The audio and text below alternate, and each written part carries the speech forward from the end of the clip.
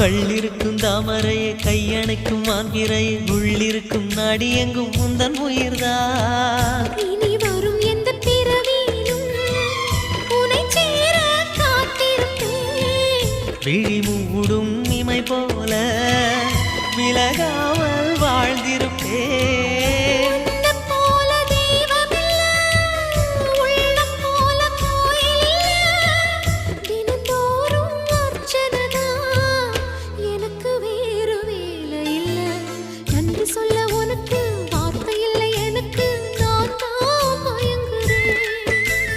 என்னுடைய மனச தந்து விட்ட பிறகும் ஏம்மா கலங்குற?